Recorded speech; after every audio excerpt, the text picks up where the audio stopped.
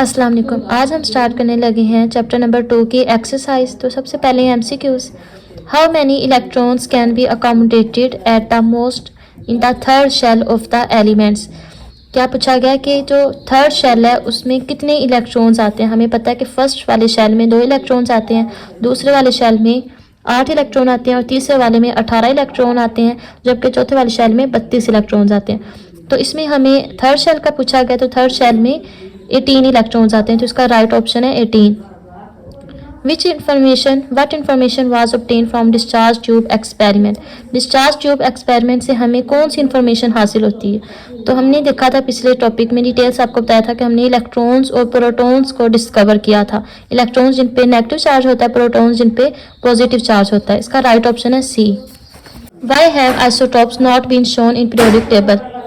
कि periodic table में isotopes को क्यों नहीं शो किया गया। जाहिर सी बात है, सिंप्लिसिटी के लिए, ताकि अच्छे से समझ आ जाए, आसानी हो समझने के लिए, क्योंकि हमें पता है सबके एटॉमिक नंबर सेम होते हैं। ठीक है, नंबर ऑफ प्रोटॉन्स जो हैं वो सारों में सेम होते हैं, जबकि न्यूट्रॉन सारों में मुख्तलिफ होते हैं, जिसकी वजह से एटॉमिक नंबर सेम होता है, जिसकी वजह से सारे जो एलिमेंट्स हैं उनको एक ही तरह से लिखा जाता है। अब आइसोटॉप्स को नहीं हम लिख सकते क्योंकि उनका एटॉमिक नंबर जो है वो सेम होता है। ठीक है, तो इसका जो ऑप्शन है all isotopes have same atomic number, क्योंकि हमें पता है कि जितने भी आइसोटॉप्स हैं उनका एटॉमिक नंबर सेम होता है। So there is no need to give them separate places. तो इनको सेपरेट से लिखने की ज़रूरत नहीं होती। Which particle is present in different number in the isotopes. हमने देखना है कि उन्होंने क्या पूछा है कि आइसोटॉप्स में कौन सा पार्टिकल जो है वो मुख्तलिफ होता है। आइसोटॉप्स की डेफिनेशन क्या आती है, जिसमें नंबर ऑफ न्यूट्रॉन्स मुख्तलिफ होते हैं। तो जाहिर सी बात है, उन्होंने कौन सी चीज़ पूछी है कि जो मुख्तलिफ होती है, तो इसका राइट ऑप्शन है न्यूट्रॉन्स। ठीक है, उसके बाद है in which isotope of oxygen there are equal number of proton electrons and neutrons. वो कह रहे हैं कि ऑक्सीजन के वो कौन सा आइसोटॉप है जिसमें इलेक्ट्रॉन्स, प्रोटॉन्स और न्यूट्रॉन्स की तादाद सेम होती है। तो जो ऑक्सीजन है उसका जो एटॉमिक नंबर होता है वो 8 होता है, और जो उसके प्रोटॉन्स हैं वो भी 8 होते हैं, न्यूट्रॉन्स भी 8 होते हैं और इलेक्ट्रॉन्स भी 8 होते हैं। तो ऊपर वाला हम मैथ नंबर लिखते हैं जिसमें 8 + 8, 8 और 8 16 होते हैं। तो इसीलिए जो एटॉमिक नंबर है और मैथ नंबर है उसमें सारे 8 ही होते हैं। तो इसका राइट ऑप्शन है O16, क्योंकि इसमें प्रोटॉन भी 8 होते हैं, इलेक्ट्रॉन भी 8 होते हैं और न्यूट्रॉन भी 8 होते हैं, जबकि इसमें जो है जो न्यूट्रॉन की तादाद है वो 9 होती है।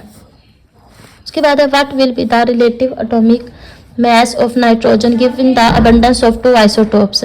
नाइट्रोजन के रिलेटिव एटॉमिक मास की हमने अबंडेंस देखनी है। ये N14 है और ये N15 है।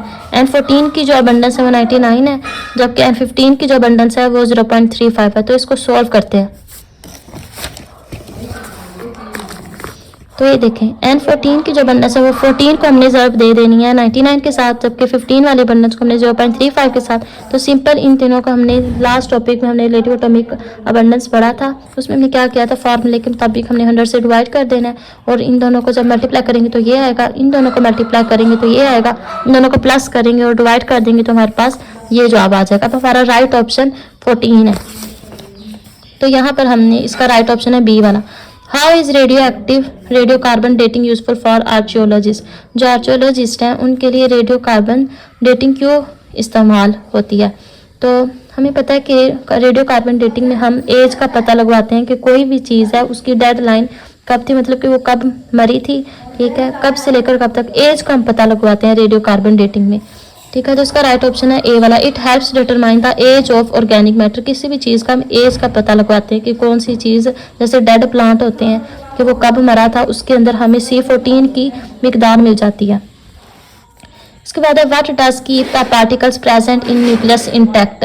के न्यूक्लियस के अंदर जो पार्टिकल्स हैं उनमें कौन सी चीज़ जो है उनमें मौजूद होती है। तो particles are held together by strong nuclear force. Particles जो एक दूसरे के साथ जुड़े होते हैं उनके दरमियान एक स्ट्रॉन्ग न्यूक्लियर फोर्स होती है। ठीक है, इसका राइट ऑप्शन है ए वाला। How do electrons keep themselves away from oppositely charge nucleus. जो इलेक्ट्रॉन्स हैं वो नेगेटिव चार्ज होता है और प्रोटॉन के ऊपर पॉजिटिव चार्ज होता है। इन्होंने पूछा हुआ है कि इलेक्ट्रॉन और प्रोटॉन जो हैं ये इनके ऊपर ये एक दूसरे से अपोजिटली चार्ज हैं। ठीक है, तो ये एक दूसरे के साथ अट्रैक्ट क्यों नहीं करते। तो क्यों नहीं करते, क्योंकि जो इलेक्ट्रॉन होता है ना वो बहुत तेज़ी से घूम रहा होता है।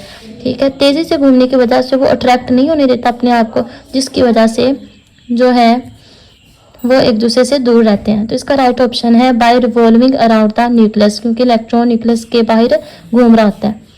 Rubidium consist of 2 isotopes. Rubidium के 2 आइसोटोप्स हैं, एक 85 और दूसरा 87। The percent abundance of the light isotope, light isotope की जो अबंडेंस है वो 72 है, ठीक है, मीन्स 85 वाले की अबंडेंस दी हुई है। What is the percent abundance of the heavier isotope, heavier isotope की हमने अबंडेंस बतानी है, जबकि उसका एटॉमिक मास क्या है 85 है। तो अगर लाइटर आइसोटोप की हमने अबंडेंस बताई हुई है ना 72%, तो हम क्या करेंगे, हैवियर की फाइंड करने के लिए ना 100 से हम माइनस करा देंगे 72 को, तो जो जवाब आएगा वो हमारा राइट ऑप्शन होगा। तो 100 में से 72 को निकालें तो आता है 27.8%। तो इसका राइट ऑप्शन है बी वाला, ठीक है। तो उम्मीद है आपको एमसीक्यूज़ की समझ लग गई होगी। अब हम मिलते हैं नेक्स्ट टॉपिक के साथ, तब तक के लिए अल्लाह हाफिज़।